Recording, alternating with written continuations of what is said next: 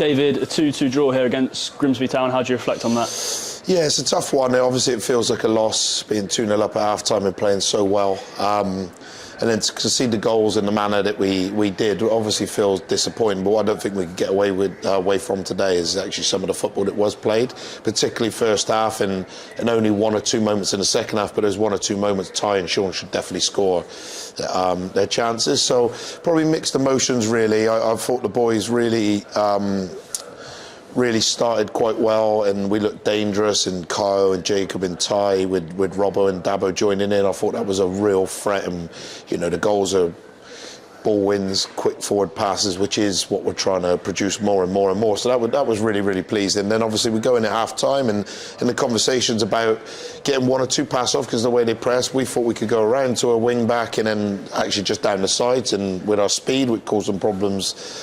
First half, really get after them, and it didn't quite materialise like that. We panicked a little bit, and obviously with the wind and it's a bit heavy at the bottom end, so to get out is a little bit tougher. But I still felt reasonably comfortable, although it wasn't particularly great. There was no real chances being created, nothing massive that Belly had to do. And then obviously Dabo's lost his man at the far post for the first goal, which is just a massive individual error. He's with him, he just don't head the ball. And then obviously Reece miscontrols one, and it ends up with 2-0 chances, end up in the back of our net, and it's probably a story of our season. And then we go up the other end, and Ty's got a free header 3 yards out, don't connect, but it happens too often, and Sean obviously has just got to roll one in the bottom corner, and then you win, and it feels probably like a really big victory. So structurally, particularly first half, really good. Even some of the parts of the second half, not so bad. Just the individual bits, people have to stand up and take account. And you stand on the camera, and I always take responsibility for the team, and we're in the position we are, and I have to do more and more and more, and we do work more on the training ground. But there is a time where it comes to actually individuals need to stand up and do their jobs, and that's either put the ball in the back of the net from easy chances, or mark and block like we work on 3-4 times a week at the other end. And that's costing us, and that's why we're in a position we are in the league, is because of that. The first half probably feels like a long time ago now, but where did it rank in terms of house of football that you've seen recently? Yeah, right up there, and that's why I won't get away from the positives today, because I feel like recently I've come on and it's been quite negative. Some of the football is absolutely outstanding from all of them, and listen, I thought Grimsby were a decent team and always had a threat, particularly from crosses in the box. I thought they were good all game, but you have Geordie back there, and Belshaw takes crosses, and I thought people did those things really well for the vast majority of the game.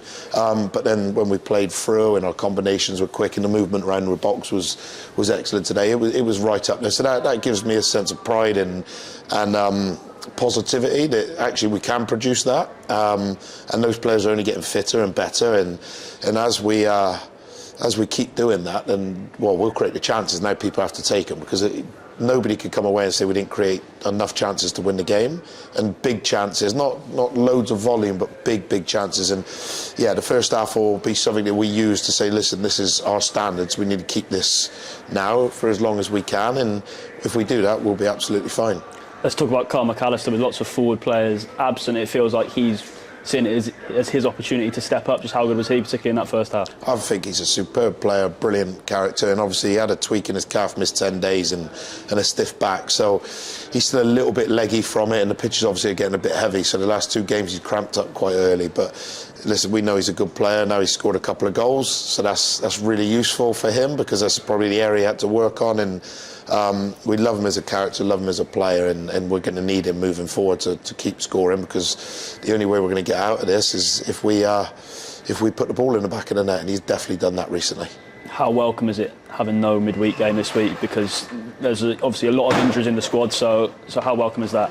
Yeah, massive, if I'm being honest. So especially we've got a few busy weeks coming up, and we've got a couple closer to returning now, so it means we can get on the training ground and keep working on marking and defending set plays and finishing, and like we do all the time, but it just gives us that one extra session to keep going, and also to review some of the good stuff. And I think it's easy when there's doom and gloom, especially when you draw 2-2 after really I think we should win the game. It's easy to forget the good stuff, and I think this is a game where I'll remind the players this is what we want to do more and more and more, and if they do, then we'll start racking up the points and moving up the league.